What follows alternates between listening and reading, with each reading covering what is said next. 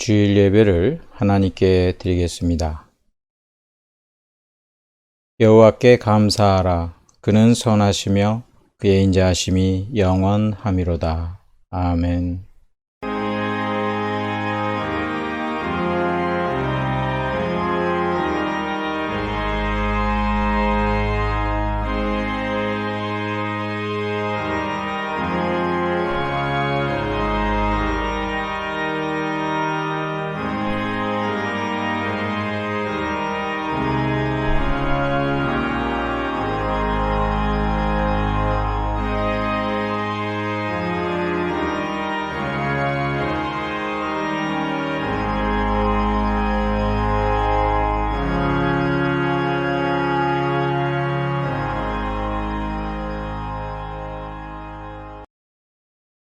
사랑과 은혜가 풍성하신 아버지 하나님, 오늘 이 예배를 기뻐 받아주시고 하늘문을 여시사 신령한 은혜를 내려 주시옵소서. 예수님의 이름으로 기도드리옵나이다. 아멘.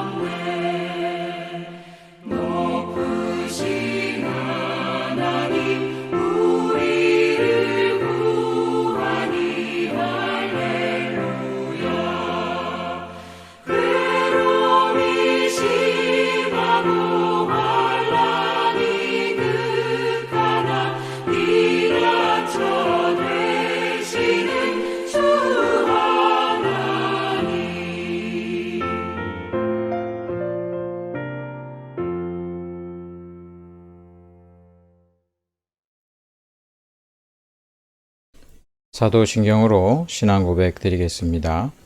전능하사 천지를 만드신 하나님 아버지를 내가 믿사오며 그 외아들 우리 주 예수 그리스도를 믿사오니 이는 성령으로 잉태하사 동정녀 마리아에게 나시고 본디오 빌라도에게 고난을 받으사 십자가에 못 박혀 죽으시고 장사한 지 사흘 만에 죽은 자 가운데서 다시 살아나시며 하늘에 오르사 전능하신 하나님 우편에 앉아 계시다가 저리로서 산 자와 죽은 자를 심판하러 오시리라.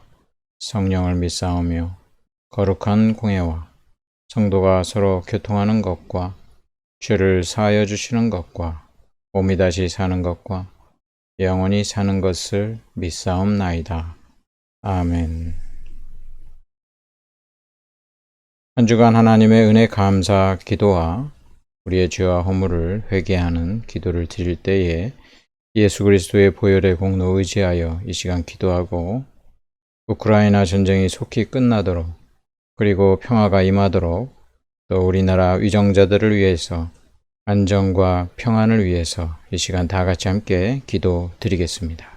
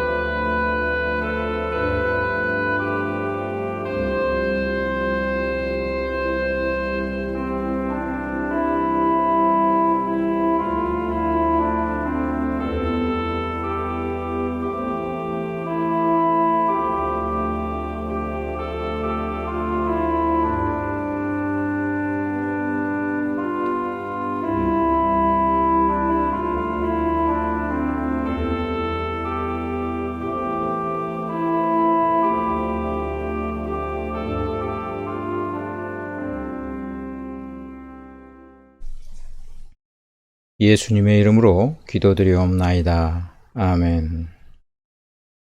하나님의 말씀 창세기 2장 4절부터 8절까지의 말씀 보겠습니다. 구약성경 2쪽입니다.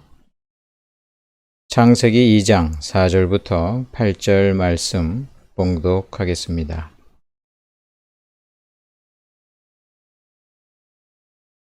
여호와 하나님이 천지를 창조하신 때에 천지에 창조된 대략이 이러하니라.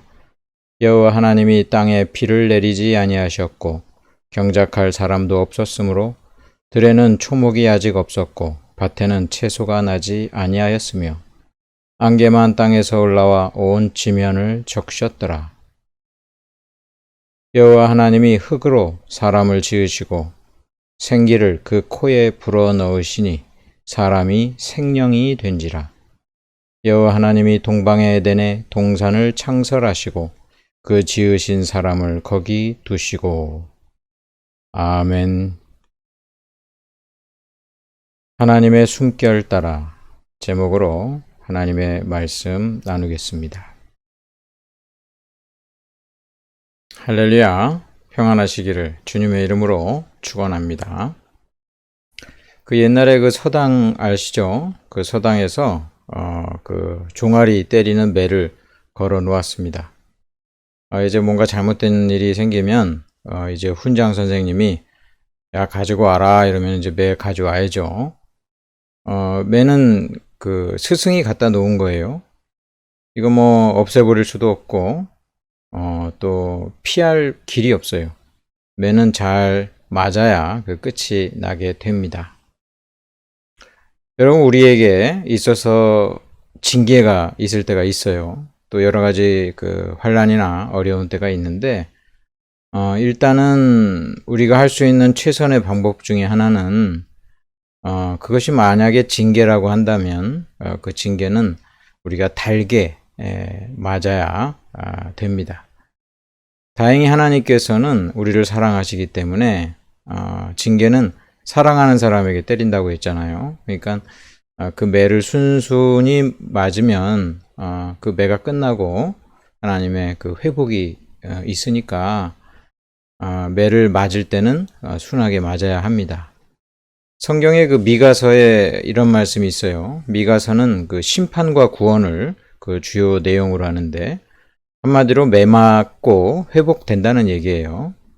미가서 6장 9절에 여호와께서 성읍을 향하여 외쳐 부르시나니 지혜는 주의 이름을 경외함이니라.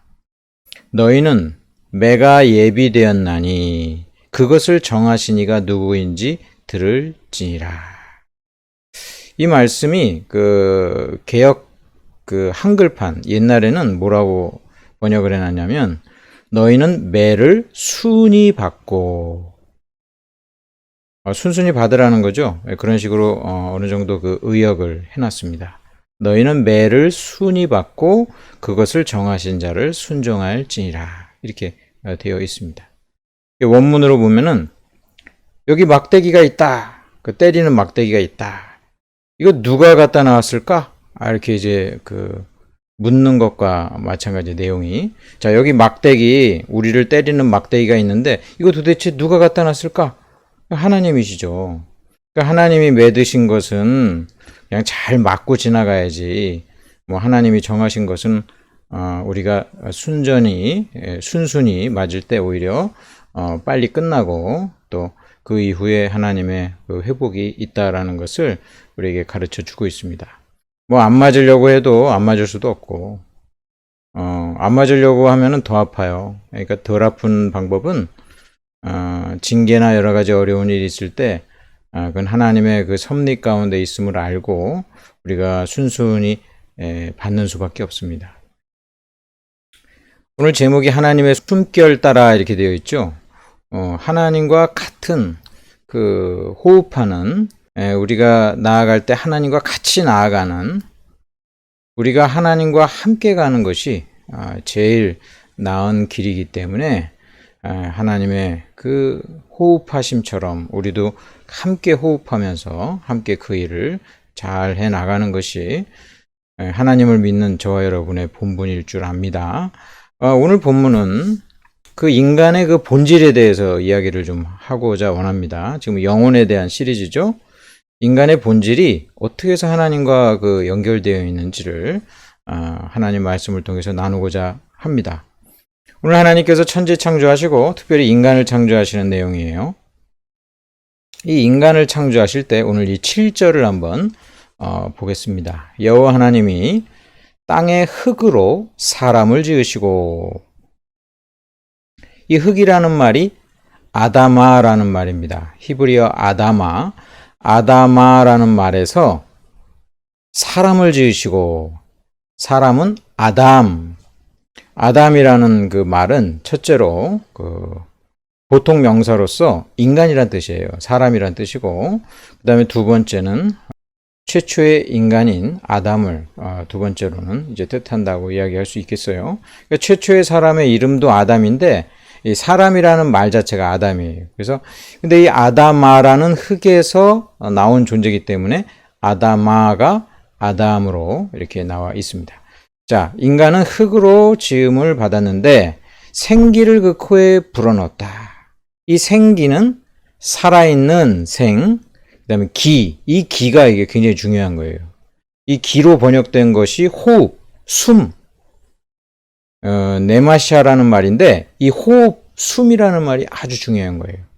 이거는 오직 하나님 그리고 인간을 만드실 때 하나님과 인간에게만 이 네마시아라는 말을 썼어요. 그러니까 아주 이거는 독특한 그 용법이고 중요한 거라 할 수 있겠죠. 살아있는 호흡, 그것을 생기를 그 코에 불어넣으시니까 사람이 생명체가 되었다라는 그러한 말씀이 되겠습니다. 자, 인간과 동물은 어떤 점에서 같고 어떤 점에서 다를까요? 이 창세기 그 앞부분을 이제 살펴보면 굉장히 동일한 점들이 많습니다. 같은 점, 첫째, 생명체라는 말입니다. 오늘 이 본문에 생명이라고 했죠. 이거는 인간의 그 생명과 동물의 생명을 약간 구분하고자 번역을 그렇게 생령이라고 했던 것인데 사실은 이 단어는 생명체를 의미하는 것이고 이것은 동물이나 사람이나 동일한 그 단어를 쓰고 있습니다. 즉 어떤 그 육체와 형체를 가지고 있는데 거기 생명이 있는 그런 생명체라는 점에서 동물이나 기타 생명체와 인간은 동일한 그런 그 맥락에서 생각해 볼 수 있어요. 자, 그 다음에 하나님께서 만드시고 복을 주셨다라는 점.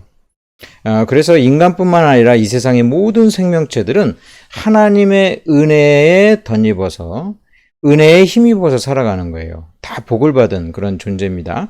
타락한 이후에도 하나님께서 이 모든 복을 다 걷어가지 아니하신 것을 우리는 참으로 감사하게 됩니다. 그래서 생육하고 번성하는 것, 암수가 있어서 생육하고 번성하는 이 그 은혜는 모든 생명체들 그리고 인간을 포함해서 동일하게 있습니다. 자, 먹을거리를 주셨어요. 먹을거리를 인간만에게만 주신 게 아닙니다. 이 모든 그 생명체들에게도 먹을거리를 주셨는데 특별히 식물을 먹을 거로 주된 그 양식이 식물이에요. 이제 노아 홍수 이후에 하나님이 육식을 허락하시죠. 그렇게 되는데 주된 그런 그 먹을거리를 모든 생명체들에게는 주셨다. 그래서 하나님께서는 오늘날도 인간만이 아니라 모든 생명체들을 먹이시고 그들이 번성하도록 영양을 섭취하여 살아가도록 은혜를 주신 것입니다. 자, 그리고 하나님이 만드셔서 보시기에 좋았더라. 이게 단순히 그냥 미관적으로 좋다는 의미가 아니라 이것은 온전한 창조물이요. 아주 그 독특한 그런 그 고유한 그런 그 창조물이요. 선했다. 그런 점을 볼 수 있어요. 이건 하나님의 그 창조의 위대함을 볼 수 있습니다. 자, 그런데 오늘 우리가 살펴볼 것은 다른 점이에요. 인간은 다른 생명체들이랑 무엇이 다른가? 이것을 우리가 집중적으로 살펴보고자 합니다. 먼저 인간은 다른 생명체들이랑 기본적으로 만든 재질이 달라요. 아다마라고 하는 흙, 이 먼지에 사실은 먼지, 이 흙에서 인간 아담을 이제 만드십니다. 그리고 여자는 그 아담의 그 갈빗대로 이제 만드시죠. 이럴 때 재질이 달라요. 하여간 인체의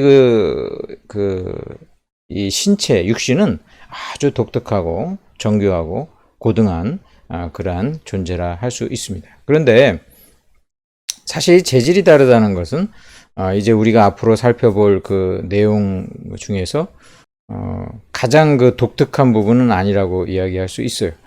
과학자들이 그 인간을 이제 진화론적인 입장에서 이게 고등한 생명체니까 뭔가 그 유전자 수가 훨씬 더 고등하게 많을 거야 그렇게 생각해보고 인간의 그런 그 게놈이라고 하죠. 유전자 수를 갖다 확 연구해 보니까 엄청나게 차이는 많지 않은데 뭐 이런 그 발표들을 하면서 인간 뭐 별로 대단하지 않다 그렇게도 이야기하고 있습니다. 이거 아직 과학이 제대로 발달이 안 돼서 그렇지 사실 연구하면 인간이 흙에서 지음을 받았다라는 그런 증거들이 더욱 분명히 나타날 것이고 그리고 오늘날도 그런 이야기를 하는 과학자들이 있고요. 그리고 분명히 특별한 차이들을 더 많이 알 수 있을 것입니다. 자, 뭐 이 재질 자체가 인간의 아주 독특성을 굉장히 부각시키는 것처럼 보이지는 않아요.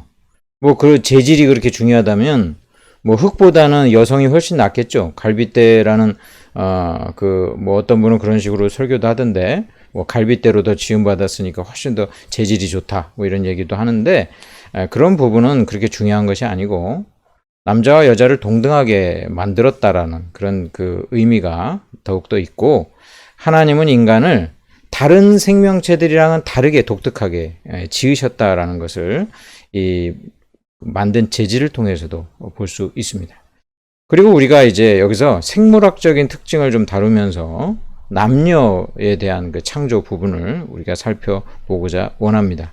인간은 남자와 여자로 구분이 되죠. 자, 첫째로 생물학적인 구분이 있는데 이 남자와 여자라는 생물학 구조는 사실은 동물에서도 볼 수 있는 그런 생물학적인 차원이라고 볼 수 있어요. 창세기 1장 27절에 사람을 창조하시되 남자와 여자를 창조하시고 이렇게 나와 있죠. 남자와 여자. 근데 이때 본문의 남자와 여자는 일반 동물에서 암컷, 수컷 이야기하는 것처럼 생물학적인 차이를 보여주는 단어를 썼습니다. 그래서 남자는 자카르, 여자는 네케바라는 단어를 써서 생물학적인 암컷, 수컷, 일반 동물에게도 그렇게 표현한 그 단어를 썼어요. 그러니까 암수 이렇게 나뉘어지는 것처럼 남자와 여자를 창조하셨다. 생물학적인 구분을 먼저 이야기하고 있습니다. 자, 오늘날 그 남성 여성의 그 성 정체성의 그 혼란으로 하나님을 안 믿고 성경을 그 기준으로 삼지 않으니까요. 이 성적인 혼란과 그로 인한 그 오해, 다툼, 또 다른 성에 대한 어떤 혐오 그런 문제들이 지금 계속 일어나고 있어요. 서로 돕고 보완의 존재로 하나님께서 남자와 여자를 만드셨는데 생물학적으로 그러니까 남자에게 더 적합한 일이 어떤 부분은 더 남자에게 적합하고 물론 그 일을 전혀 여자가 못한다는 의미는 아니에요. 남자에게 더 적합한 일이 있고 여자에게 더 적합한 일이 있어요. 그러면서 서로 이게 도와가면서 살아야 되는데 만약에 이것이 무너지면 아주 불행해집니다. 아주 불행해져요.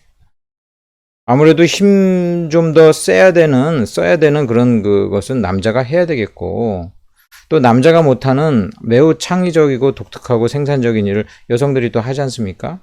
서로 간에 이 일을 잘 감당해야 되는데 우리나라 경우는 이제 예로부터 이 유교 사상이 어떤 부분에서는 성경적인 부분이 있지만 어떤 부분에서는 비성경적인 부분들이 많이 있단 말이에요. 그러니까 여성들이 많이 차별되어 온 그런 일들이 많이 있습니다. 그런 면에서는 여성의 권리를 분명히 끌어올려야 되는 부분이 많아요. 남성에 비해서 여성이 더 그러나 그것도 주의해서 해가지고 이 하나님께서 남녀를 매우 동등한 존재로 지었고 그리고 이 남자와 여자가 서로 보완된 그런 그 존재로 지었다라는 것을 우리가 분명히 알고 오늘 이 생물학적인 구분 창세기 1장 27절의 말씀을 우리가 잘 보아야 하겠습니다. 자, 인간은 남자와 여자 그렇게 되어져 있다. 자, 둘째는 관계적인 구분이 있어요. 창세기 2장 24절에 이것을 남자에게서 취하였은즉 여자라 부르리라 하니라.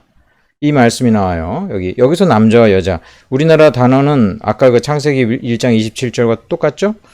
근데 이 원문은 다릅니다. 이것을 창세기 2장 24절에서는 이것을 남자 이쉬에게서 취하였은즉 여자 이샤라 부르리라 하니라. 다른 단어를 썼어요. 이 이쉬와 이샤라는 것은 가장 그 분명한 의미로 등장하는 것이 이 이쉬가 남편에게 해당됩니다.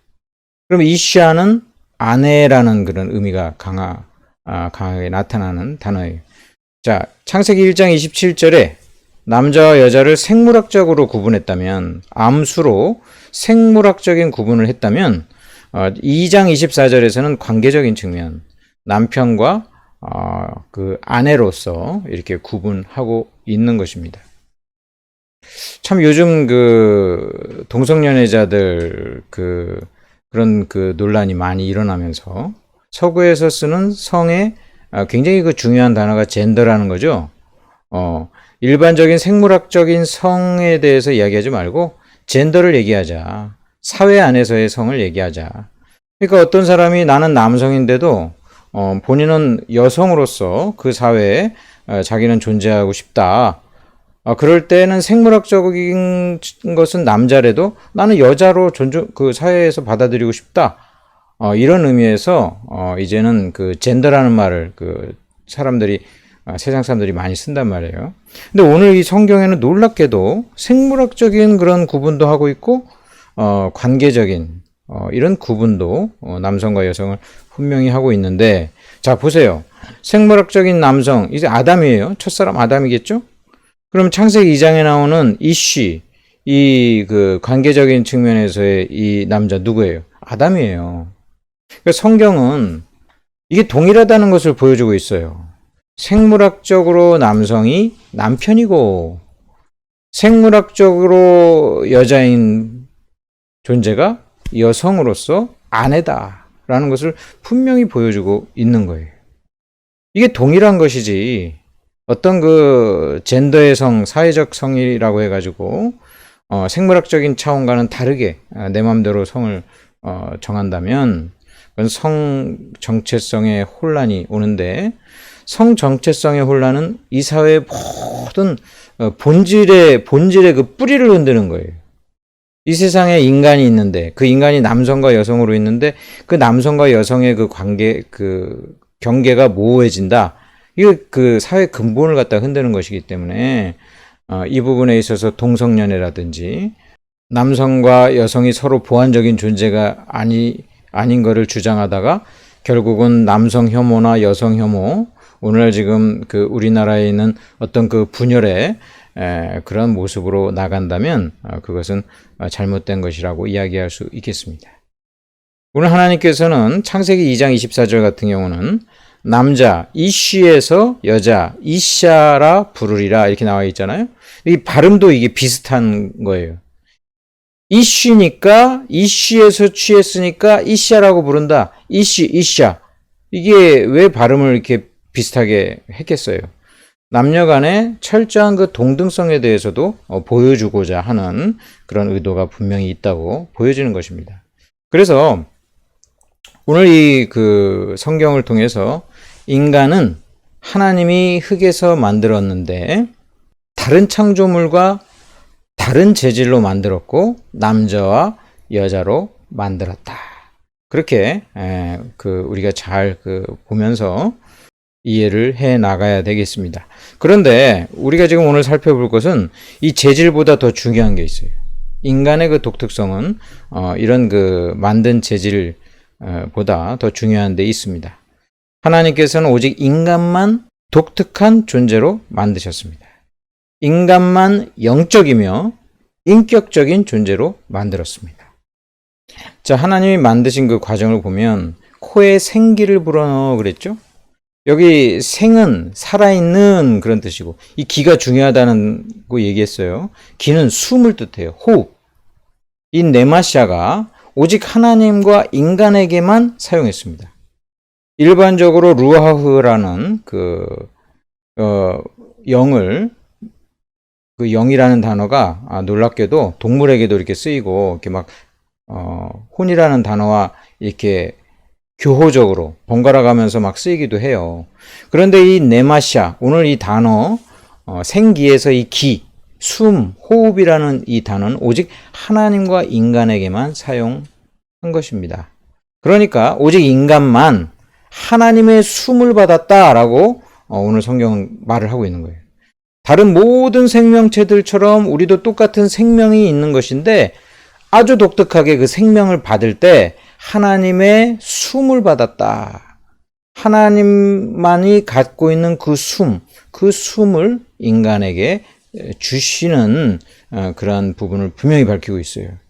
그러니까 인간은 다른 생명체와 다른 하나님의 숨이 쉬어지는 그런 생명체다라는 것입니다. 또한 하나님과의 그 관련성이 다르죠. 인간은 하나님의 형상과 모양으로 지었다라고 성경은 이야기하고 있죠. 이게 좀 쉬운 말로는 하나님과 닮은 꼴이다라는 거예요. 이 형상이나 모양이나 둘 다 이 닮다라는 그런 의미가 있어요. 그러니까 하나님과 그런 닮은 그런 존재로 만들었다.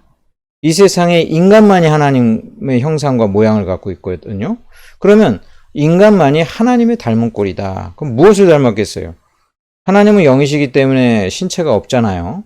그러니까 하나님의 의와 거룩과 진리로 하나님의 그 인격성을 우리 인간이 고유하게 갖고 있는 것을 보게 됩니다. 자, 그리고 이제 하나님과의 그 관련성이 또 다른데 인간은 모든 것을 다스리라는 하나님의 명령을 받습니다.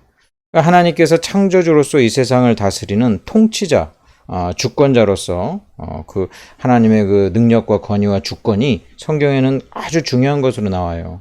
그러니까 하나님이 하시는 가장 중요한 것 중에 하나가 창조하신 이후에 섭리하시며 통치하시는 것인데 이 통치를 인간에게 맡깁니다.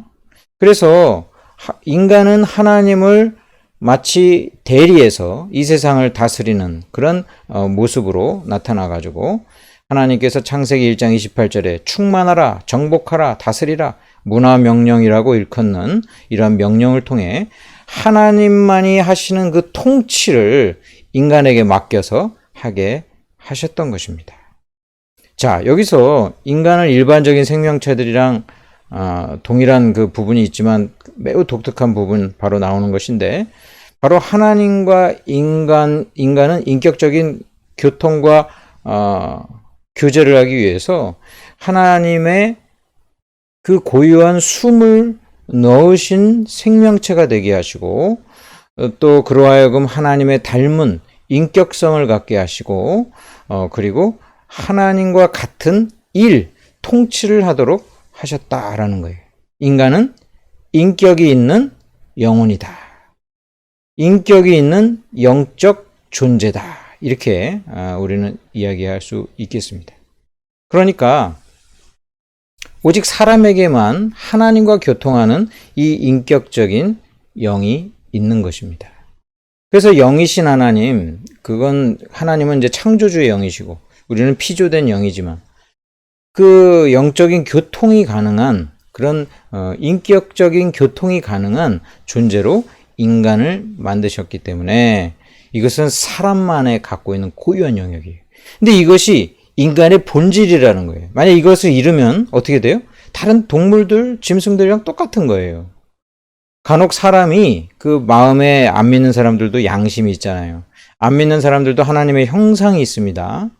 그래서 그를 인간이라고 부르는데 간혹 가다가 그가 정말 그 인간성을 잃고 완전히 그 범죄를 하거나 이럴 때 우리 뭐라 그래요? 완전 짐승처럼 됐다고 그러잖아요. 근데 실제로 이 영적인 하나님과의 그 교통을 하지 않는 사람은 마치 우리 신체가 이게 기능은 있지만 예를 들면 내가 팔이 있는데 이 팔을 전혀 못 움직여요. 이쪽 팔만 움직일 수 있어요. 그럼 이쪽 팔 뭐라 그래요? 죽었다고 그러잖아요. 눈으로 볼 땐 팔이 있어요. 그러나 이거 절대로 쓰지 못해. 그러면 이 팔을 죽었다고 하는 것처럼 인간은 영적인 존재고 영이 있지만 그 영 하나님과 교통하지 않으면 그 영은 죽은 것이다 이야기할 수 있는 거예요. 그래서 하나님이 인간을 만드신 이 독특한 인간은 영적 존재고 인격적인 존재고 하나님의 형상이 있는 존재라는 것을 기억할 때 우리의 영혼은 다른 동물들이랑은 차원이 다르게 하나님과 함께 교통하면서 하나님 믿고 하나님과 함께 살면서 하나님 음성을 듣고 하나님의 뜻을 따라 사는 그 인간이 가장 인간답게 사는 것이고 가장 인간의 본질에 충실한 것이고 바른 길이다라는 것을 알 수가 있는 것입니다. 인간에게만 이러한 하나님과 교통하는 영이 있다라는 것을 기억하시길 바랍니다. 자, 이 영이 하나님의 이 영이 우리에게 그 임한 생명체, 이 생명체를 우리 한글로 이제 좀 쉽게 얘기하자면 혼이라고 이야기해 봅시다. 그리고 인간은 영이 있으니까 이게 합쳐져서 영혼이라고 합시다. 원문으로 들어가면 좀 복잡하지만 좀 이제 우리나라 말이 오히려 쉬운 것 같아요. 일반적인 그 생명체들은 혼이라고 하고 우리가 갖고 있는 인간만이 갖고 있는 것을 영혼이라고 한다면 이 영혼이 활동하는 자리, 그럼 도대체 영혼이 어디에 있느냐? 그 영혼의 자리를 우리는 마음이라고 이야기합니다. 마음.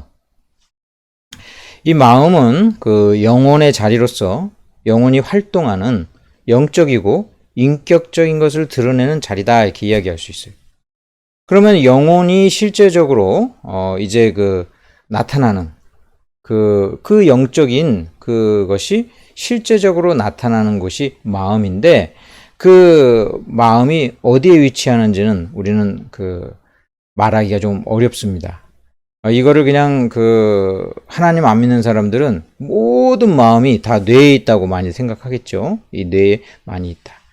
그러나 이 마음이라는 단어 자체가 영어로는 이제 하트죠. 이 하트라는 단어 자체가 마음을 뜻하는 그 동시에 이 가슴도 뜻해요. 가슴. 그죠? 그래서 옛날 사람들은 또 우리 그 고대 히브리인들은 여기에 마음이 있다 이렇게 생각을 많이 했어요. 오늘날도 사람이 그 죽을 때 심장사가 있고 뇌사가 있잖아요. 근데 정말 죽은 것을 이제 심장사라고 하잖아요. 뇌사. 뇌가 정지되어 있는 것 같은데 심장은 뛰고 있어요. 그럼 그 사람 살아있다고 하죠. 일단은 심장이 죽으면 그 사람 진짜 죽은 것이라고 이야기하는 것처럼 이 심장이 그 단순한 어떤 육체에서 그냥 이렇게 그 피를 내뿜는 또 활동하는 그런 그 장기인 동시에 인간의 마음이 어쩌면 뇌에만 있는 것이 아니라 어디에 있는지 우리는 명확하게 이야기하기는 어렵지만 인간과 함께 있다라고 분명히 이야기할 수 있습니다. 그래서 영혼은 마음을 통해서 이제 활동을 하게 됩니다. 자, 인간의 본질이 이처럼 얼마나 하나님과 연결되어 있는 그런 그 측면이 강한지를 우리는 그 성경을 통해서 볼 수 있는 거예요. 다른 동물이랑 다르게 하나님이 하나님의 고유한 숨을 우리에게 내뿜어 주셔서 생명을 갖게 하셨구나. 그리고 하나님의 형상으로 만들었구나. 하나님이 하는 이 일을 하도록 하나님의 닮은 꼴로 만드셨구나. 그래서 우리랑 교통할 수 있는 인격을 갖게 하셨구나. 라는 것을 생각할 때 얼마나 하나님과 함께 사는 것이 이 땅에서 바르게 사는 것인가 라는 점을 알 수 있습니다. 세상 사람들이 이런 영적인 그런 본질을 놓치고 그냥 인간의 어떤 생명이나 이런 활동이나 모든 것들은 다 뇌에서 나온다고 이렇게 축소시키거나 또는 어떤 추상적으로 자아라는 심리학자들이 이야기하는 어떤 자아 같은 그런 말로 축소해 버리기가 일쑤지만 인간의 본질은 영혼에 있다라는 것을 기억하고 여러분 이 영혼을 여러분들이 되찾기를 그리고 하나님과 함께 교제하기를 주님의 이름으로 축원합니다. 자, 하나님께서 숨을 불어넣으셨다.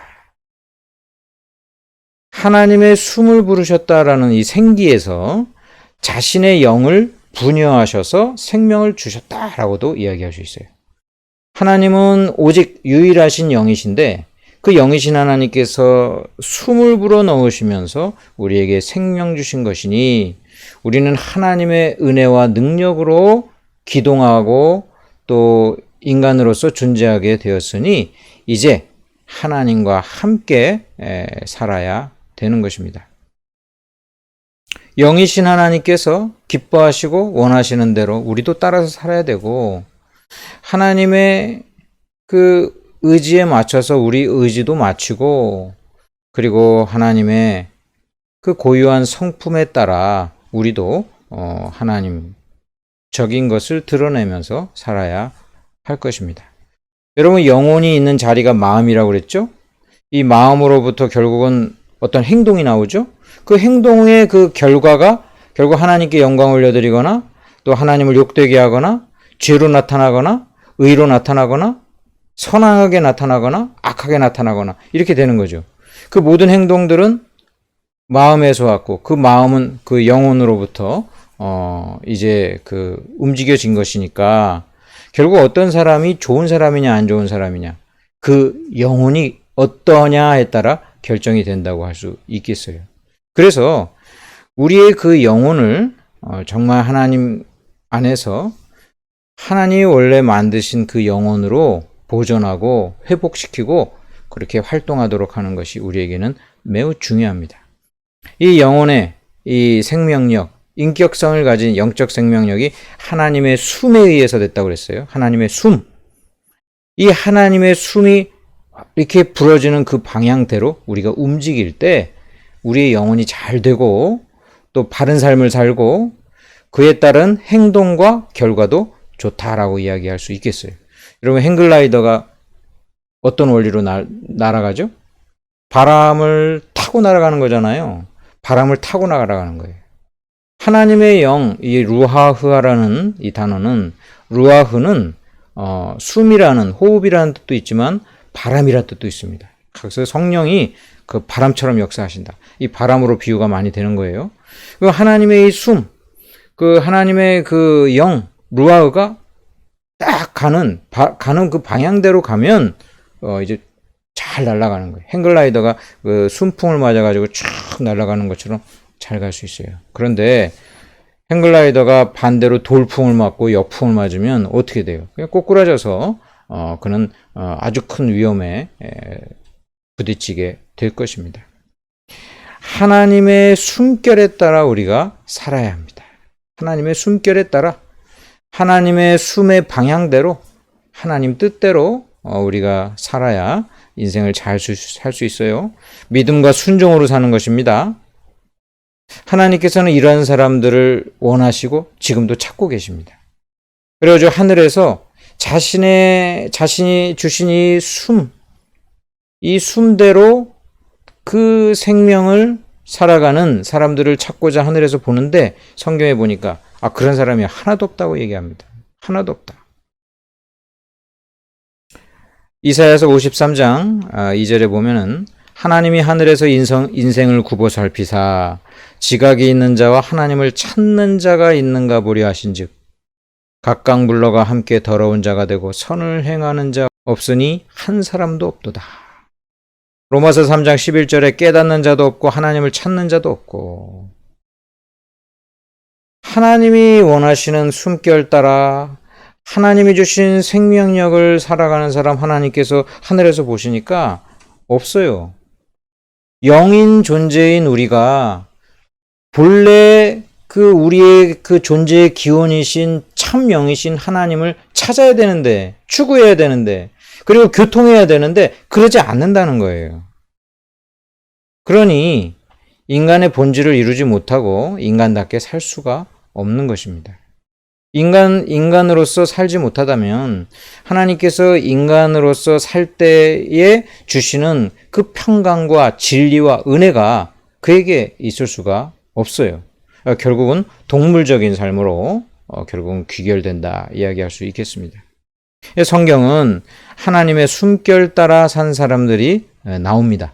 성령님을 통해서 구원받고 성령께서 우리를 갖다 치료해 주셔가지고 우리의 영혼을 치료해 주셔가지고 이제 하나님의 숨결에 따라 살아가려는 그런 사람들이 이제 나오는 거예요. 그런 사람들 히브리서 11장에 나옵니다. 히브리서 11장 6절 믿음이 없이는 하나님을 기쁘시게 하지 못하나니 하나님께 나아가는 자는 반드시 그가 계신 것과 또한 그가 자기를 찾는 자들에게 상 주시는 이심을 믿어야 할지라. 여러분, 우리 인간의 본질이 영혼이라고 그랬어요. 영적인 존재라고 그랬어요. 영적인 그리고 인격적인 생명체라고 그랬어요. 이 영적이고 인격적인 생명체는 참 영이신 하나님을 찾아야 돼요. 쫓아가야 돼요. 그것이 바른 삶이에요. 그것이 우리 존재에 부합되는 행동이에요. 그런 사람들, 자기를 찾는 이들에게 하나님이 상을 주신다. 하나님이 너무 기쁘신 거예요. 너무 기쁘신 거예요. 그러니까 그 사람들의 모든 인생을 하나님께서 형통케 하시고 인도해 주신다는 거예요. 뭐 전혀 문제가 없다라는 게 아닙니다. 고난과 환난이 전혀 없다라는 얘기 아니에요. 하나님께서 그들을 인도해 주시고 그 다음에 그 영혼이 끝까지 하나님과 동행하는 삶을 살도록 그 우여곡절 가운데 함께 하신다는 의미가 되겠습니다. 하나님을 찾는 자, 어떤 사람들이 있어요? 이 히브리서 11장은 우리가 믿음장이라고 이야기하죠. 하나님을 찾는 사람들이 많이 나와요. 그 중에 5명만, 그 앞에 나오는 5명만 그 특징을 한번 보겠습니다. 아벨. 이 아벨의 하나님을 찾는 아벨은 어떻습니까? 가인보다 더 나은 제사를 드렸다는 거예요. 가인보다 더 나은 제사를 드렸다. 그러니까 아벨은 하나님을 잘 믿는 사람이니까 그의 영이 참된 참 영이신 하나님을 갖다 바라보면서 더 나은 제사를 드렸다. 여러분, 다른 사람보다도 더 나은 예배 드리시기를 축원합니다. 에녹이 나옵니다. 이 에녹은 하나님을 어떻게 찾았어요? 하나님을 막 찾았는데 오늘 그 에녹의 특징은 뭐냐면 하나님을 기쁘시게 했다고 그랬어요. 영적 인격을 가진 우리가 하나님과 함께 동행하며 사는 것이 무엇이겠어요? 하나님적인 것을 가지고 우리를 만드셨기 때문에 하나님이 기뻐하시는 일을 우리는 알 수 있어요. 성경을 통해서 우리는 알 수 있어요. 그러면 그 하나님이 기쁘신 일들을 막 하면 그 하나님이 기뻐하시는 것을 우리도 알 수 있어요. 같은 인격체니까 우리도 알 수 있어요. 그러니까 하나님도 기쁠 뿐만 아니라 우리 인생에 큰 기쁨과 보람과 또 즐거움이 넘치게 될 것입니다. 에녹은 그러한 특징을 갖고 있어요. 노아는 보이지 않는 일에 경외로 준비하였다. 눈에 보이지 않는 세계를 노아는 믿는 거예요. 하나님이 계시는구나. 영이신 하나님이 계시는구나. 인간은 영적 존재구나. 영혼이 있구나. 그러니까 이 세상에 수많은 타락된 사람들처럼 살지 말고 이 영혼이 있는 나는 영이신 하나님을 바라보면서 눈에 보이지 않지만 믿음으로 잘 준비해야 되겠다. 노아는 그렇게 살아가지고 하나님께서 인정하신 거예요. 아브라함이 나옵니다. 아브라함은 부르심을 받았을 때 순종하였다. 믿으니까 순종하고 그 영혼이 하나님과 교통하니까 그것이 그 마음에 있는 바를 행하니까 순종으로 나오는 거예요. 갈 바를 하지 못했지만 나아갔다. 인간적인 눈을 버리고 영적인 눈을 가지고 하나님이 말씀하신 대로 순종했다. 여기 사라도 나옵니다. 사라는 그가 사실은 아들 낳는다고 할 때 웃기까지 했잖아요. 그렇지만 이 사라의 믿음을 성경이 뭐라고 얘기하냐면 하나님의 믿부심을 믿었다. 그래서 믿부심. 하나님은 반드시 성취할 것에 대해서 하나님이 믿음직스러운 하나님 신뢰할 수 있는 하나님이라는 걸 사라가 믿었다는 거예요. 이 믿음이 하나님을 기쁘시게 한 것이고 이것이 하나님을 찾는 자들의 특징으로 등장하는 것입니다. 여러분, 하나님께서는 우리를 인격적이고 영적인 존재로 만드셨습니다. 다른 이 세상의 생명체와는 다른 하나님과 교통할 수 있는 영적, 인격적 존재로 만드셨어요. 하나님의 숨결대로 사시기를 주님의 이름으로 축원합니다. 기도하겠습니다.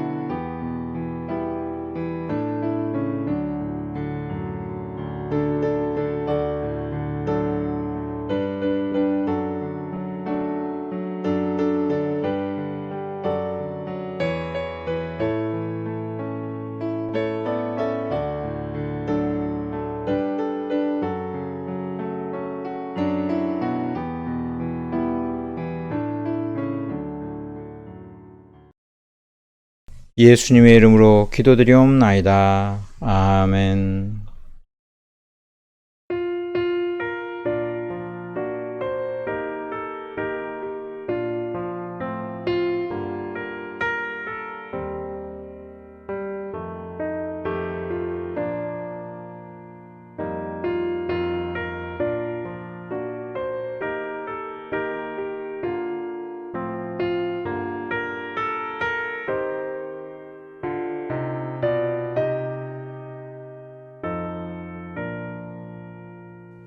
주 하나님 지으신 모든 세계 내 마음속에 그리워볼 때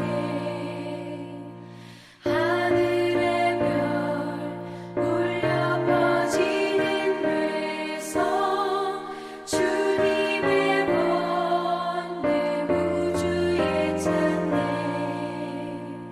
주님의 높고 위대하심을 내 영혼이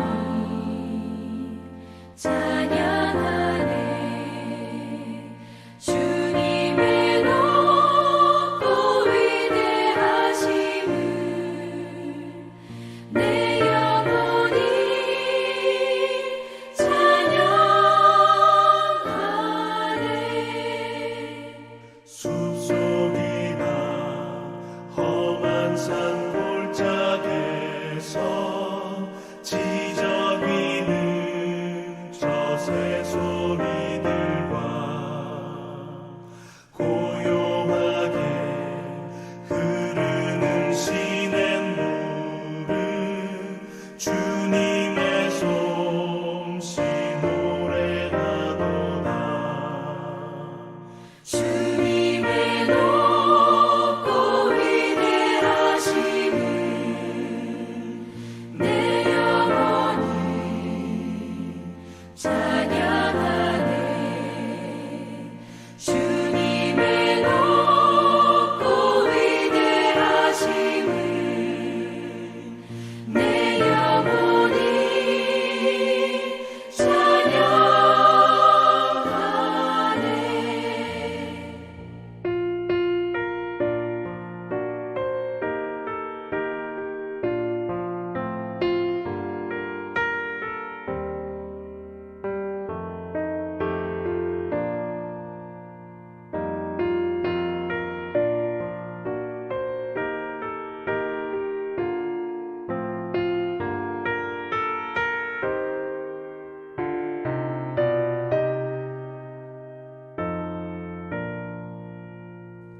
주 하나님 독생자 아낌없이 우리를 위해 보내주셨네